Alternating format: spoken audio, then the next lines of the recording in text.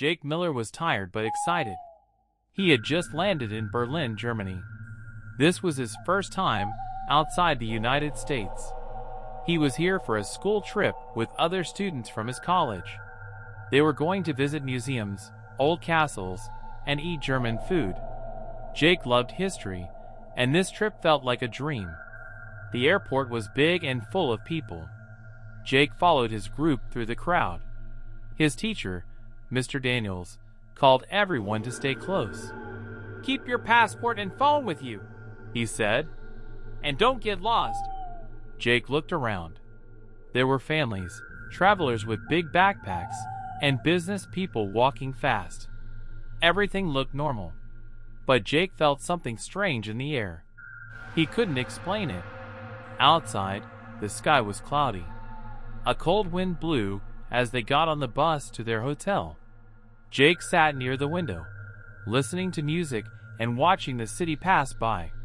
Berlin was beautiful, but something felt wrong. He saw a man standing on the street. The man was not moving. He was just staring at the bus as it passed. His clothes were torn, and his face was pale. Jake turned to his friend, Ryan. "Did you see that guy?" Ryan looked. "What guy?" Jake frowned. "Never mind. Probably just a homeless man." At the hotel, everything was fine. The students checked in, took showers, and ate dinner in the restaurant downstairs. People laughed and talked. Nothing seemed scary now. Jake began to relax. Later that night, Jake couldn't sleep. He went down to the hotel lobby to get a soda. The lobby was quiet. A man at the front desk was talking on the phone in German. Jake walked to the vending machine. As he took his drink, he heard the front door open. A woman walked in slowly. Her hair was messy, and her clothes were covered in something dark. Blood?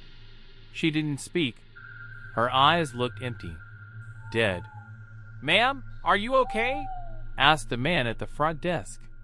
The woman didn't answer.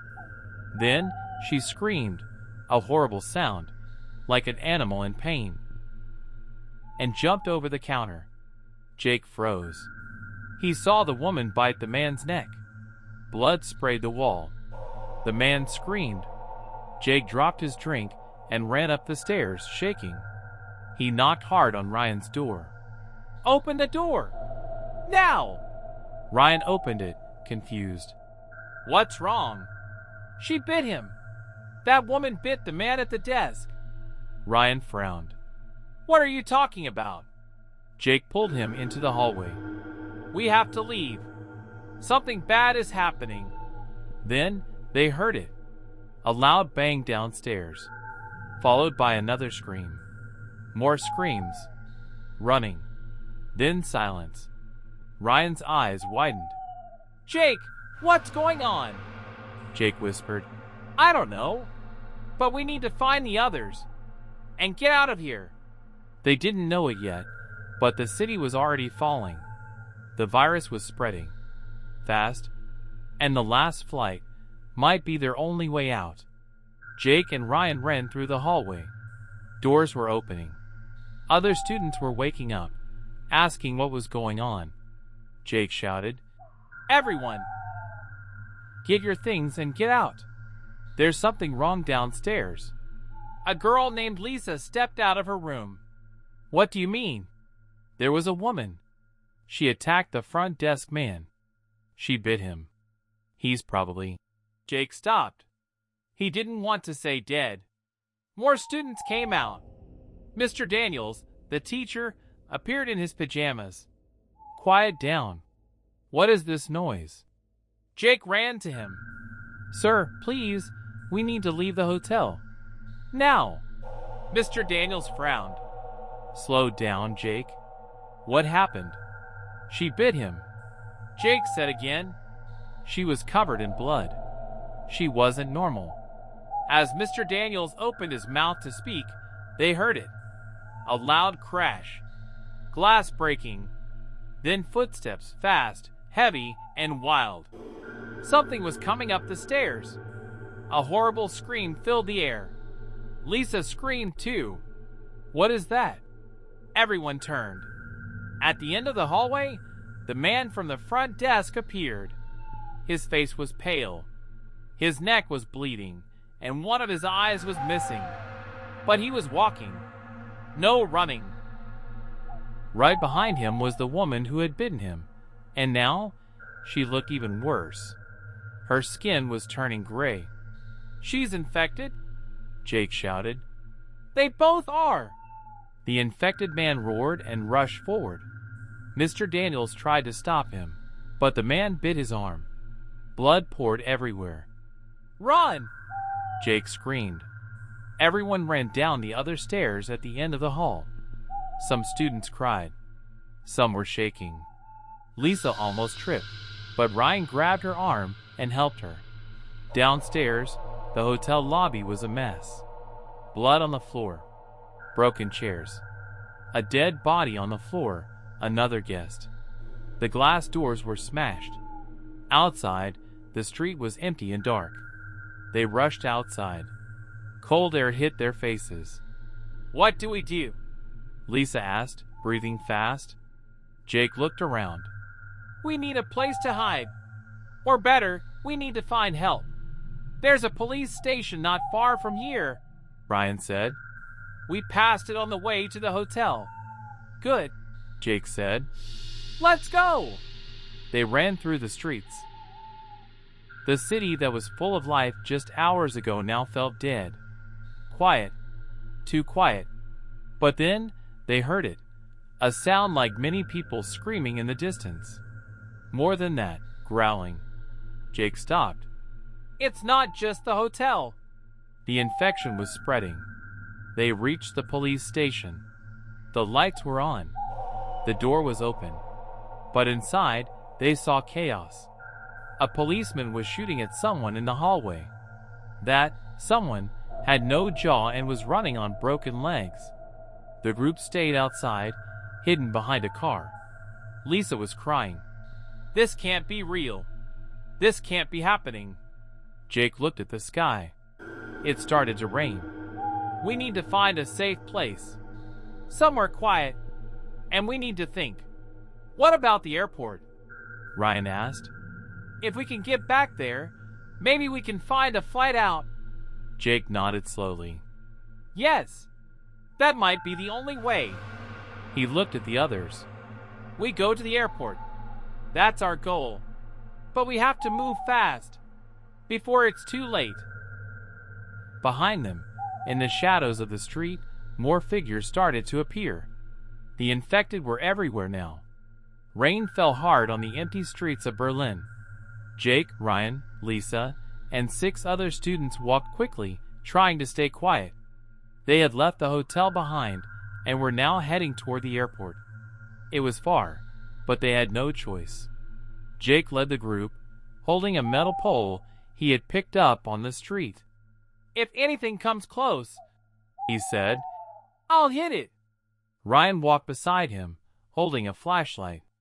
Lisa stayed close behind, shaking from the cold and fear. The city was silent except for the rain and their footsteps. But sometimes they heard strange sounds, moaning, crying, and faraway screams. I don't think this is only happening here, Ryan said. Jake nodded. It's everywhere. A virus or something. It's fast. Too fast. They passed by stores with broken windows. A crashed car stood in the middle of the road. Inside, the driver was dead, his head against the steering wheel. A phone was still ringing in his lap. Lisa covered her mouth. I want to go home. Jake looked back. We all do. That's why we have to stay strong. Just a few more miles. Suddenly, they heard a loud bang. Everyone froze. From the alley on their left, a man ran out, holding a metal bat. His eyes were wide. He looked scared. Stop! Jake shouted, raising his pole. Don't hurt me! The man yelled. I'm not infected. They stepped back. Jake asked, Who are you? My name is Eric. I live nearby. I've been hiding in a store. I saw what happened. People changed. They started eating each other. Are you alone? Ryan asked. Eric nodded. Yes. My wife, she didn't make it. Jake looked at the others. We're going to the airport. Come with us. Eric looked around. It's not safe, but okay. Let's move. Now there were 10 of them. They kept walking faster now. The airport was still a long way, but Eric knew a shortcut through the park. As they entered the park, it got darker. Trees stood like tall shadows. The path was wet and slippery. We'll be faster this way, Eric said. Suddenly, a scream came from the trees. Help! Please! Jake stopped. Did you hear that? Yes, Lisa said. It sounded like a girl. Could be a trap, Ryan warned.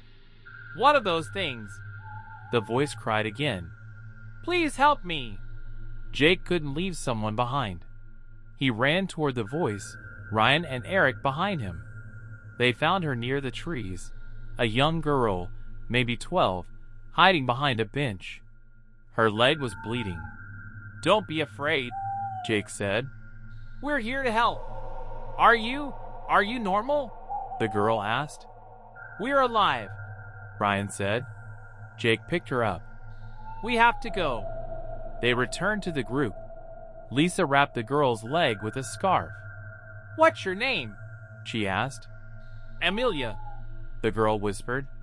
Where are your parents? I don't know. I ran when the people started changing. Jake looked at her. So young. So scared. He felt a new responsibility. He had to protect all of them now.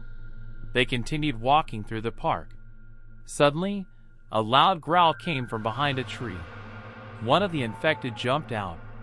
It ran fast, faster than before. Jake hit it with his pole. Eric swung his bat. Together, they knocked it down. More growls. They're coming! Ryan shouted. Jake looked around. Run! Head for the bridge! They ran through the park as more infected chased them. The rain fell harder. Lightning flashed in the sky. They crossed a small bridge and reached the other side of the park. They stopped to breathe. Everyone was soaked and shaking. Jake looked at the group, tired, afraid, but still alive. We keep moving, he said. We're close now. Just a few more miles. In the distance, a plane flew overhead. It was still possible. The last flight was still out there. The group finally reached the airport. It stood tall in the darkness, quiet and cold. The big glass doors were open. No guards. No lights. No people. Just silence. Jake looked around. Stay close. We don't know what's inside. Lisa held Amelia's hand tightly. Ryan walked next to Eric, holding the flashlight. The inside of the airport was a mess. Bags were everywhere. Suitcases left behind. Some were open, clothes scattered across the floor.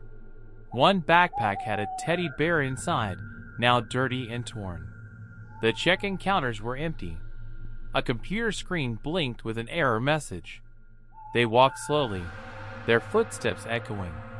No bodies, Ryan whispered. That's weird. Jake nodded. Too quiet. They passed by a broken vending machine. Candy and drinks were on the floor. Lisa grabbed some and gave water to Amelia. The girl drank fast, still scared, but stronger now. Suddenly, a noise came from upstairs. Tap, tap, tap. Like footsteps. Slow. Dragging.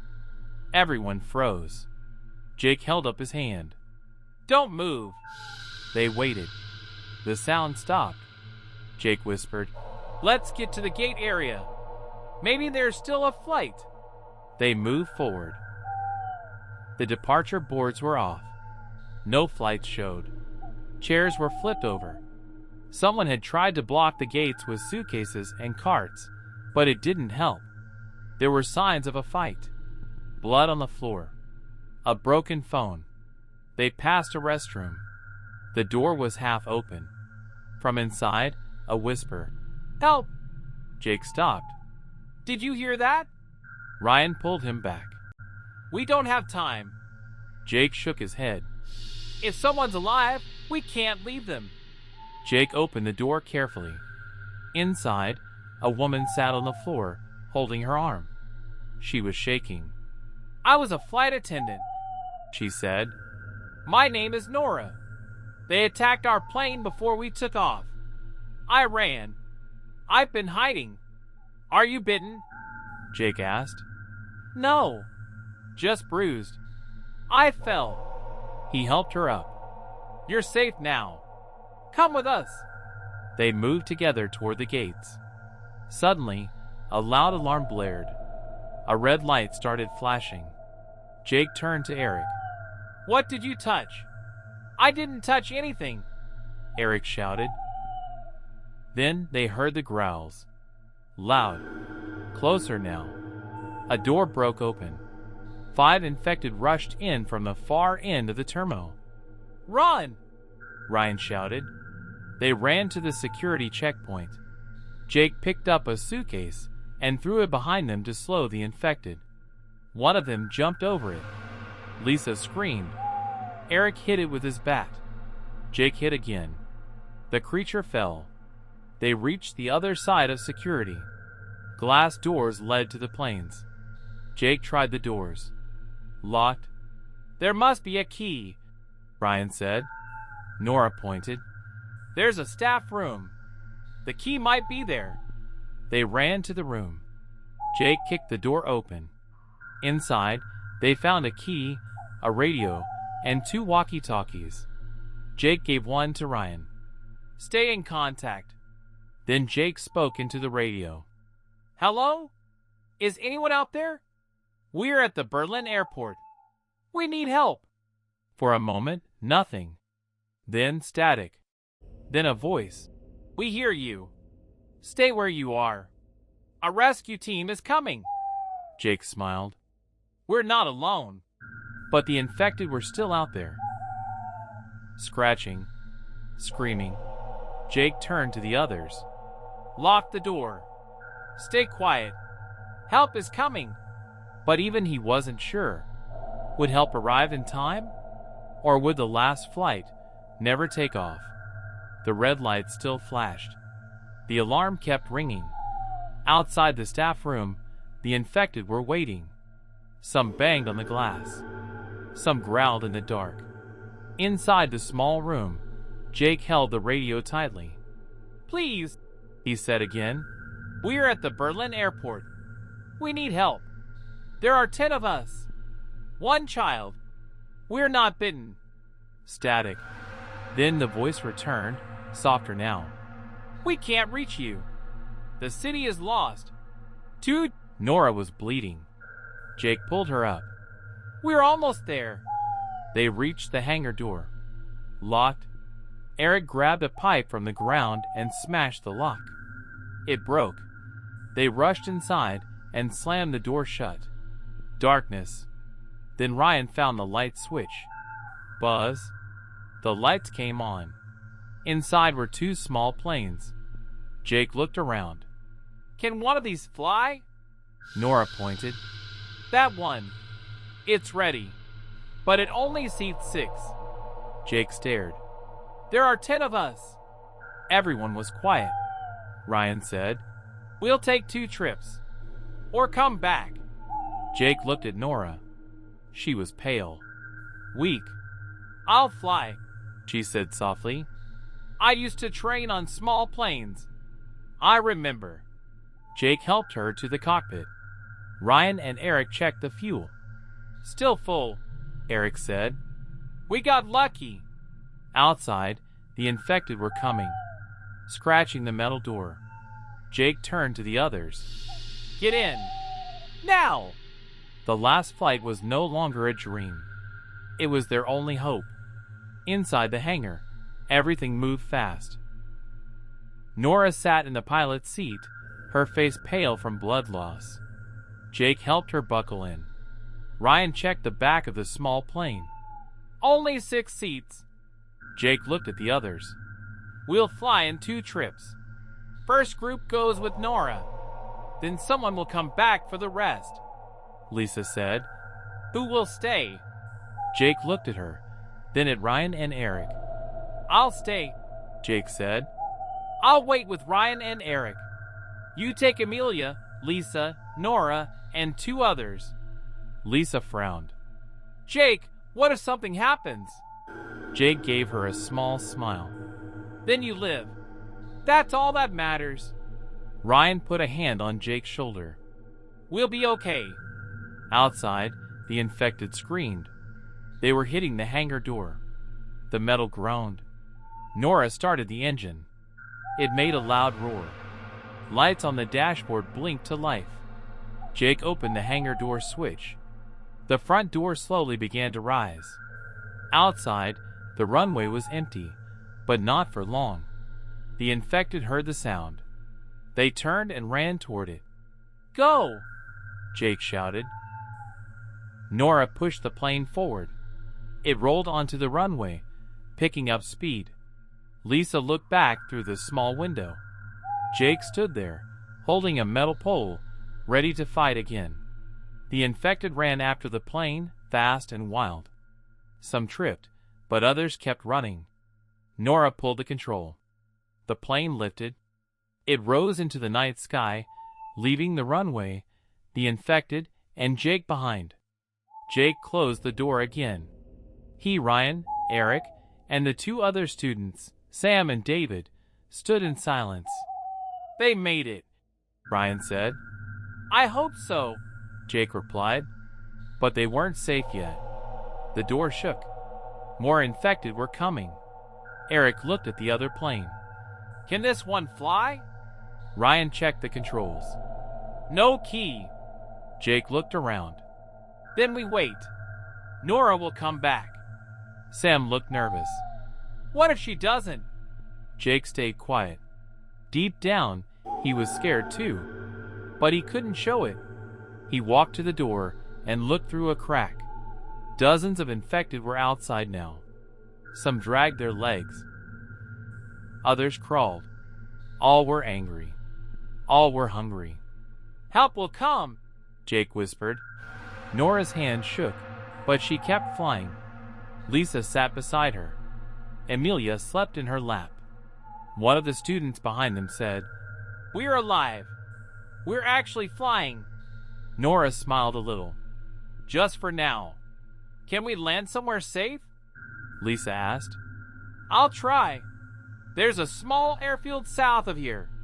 It's not used much. We can land, rest, and come back.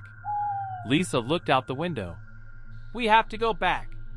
Jake stayed. We promised. Nora nodded. We will. Back at the hangar, Jake and the others heard the plane again. The sound of hope. Jake smiled. They're back. The plane landed quickly. Nora and Lisa jumped out. No time, Lisa said. They're moving in. Jake and the others rushed into the plane. Ryan helped Nora back into the pilot's seat. Are you okay to fly again? He asked. Nora nodded weakly.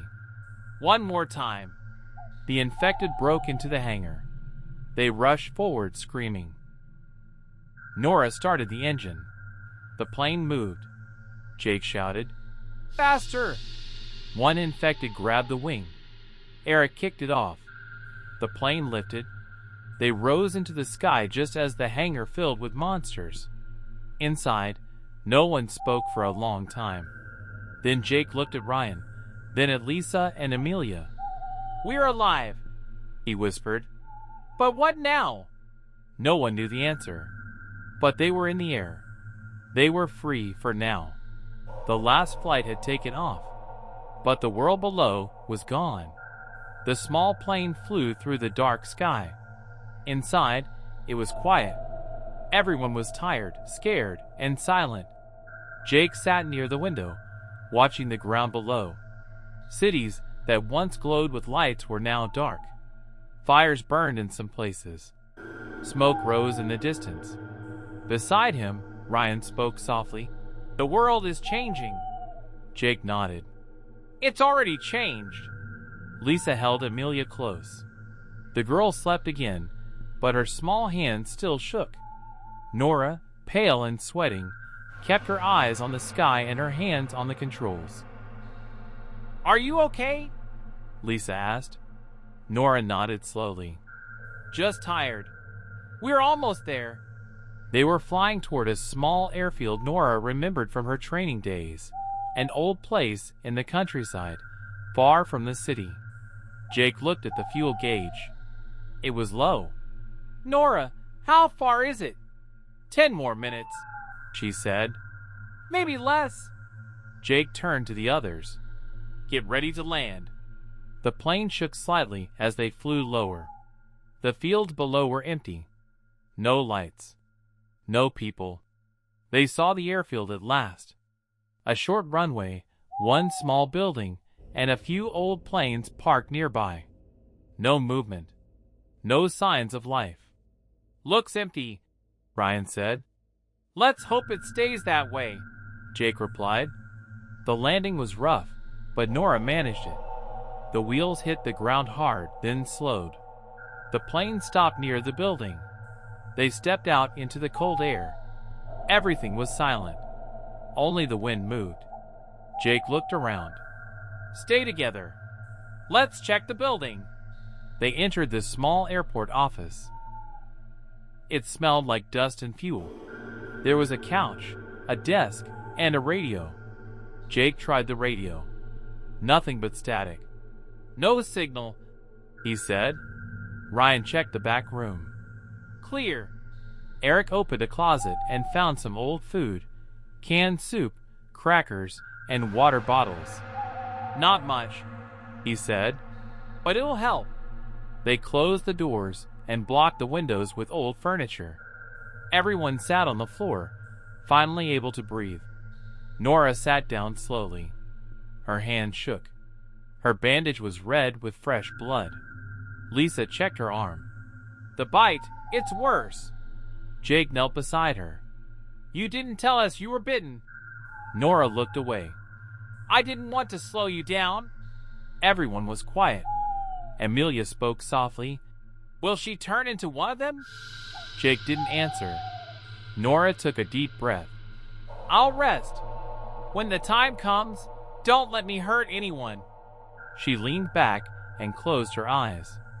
Jake sat by the window, watching the stars. Ryan joined him. "We can't stay here forever." "I know," Jake said. "But where can we go?" "North," Ryan said. "Maybe other countries are still okay. Maybe someone's still fighting." Jake nodded. "We'll move at sunrise." Behind them, Lisa covered Amelia with a blanket. Eric cleaned a small knife he had found. Sam and David slept near the wall. Then Jake heard it. A soft noise. Like footsteps. Outside. He stood quickly. Ryan followed. They looked out the window. In the distance, shadows moved between the trees. They weren't alone. Jake whispered, "Wake the others." Quietly. Ryan nodded and moved fast. The shadows came closer. Not many. Maybe 3. Maybe 4. Jake grabbed his metal pole. Lisa woke Nora. "You have to get up. They're coming." Nora opened her eyes. She was shaking badly now. "Leave me," she said. "No," Jake said. "We're all leaving." The door shook. "Back door," Ryan whispered. "Go." They ran out into the cold night, carrying food in bags. The infected broke through the front door just as they escaped through the back.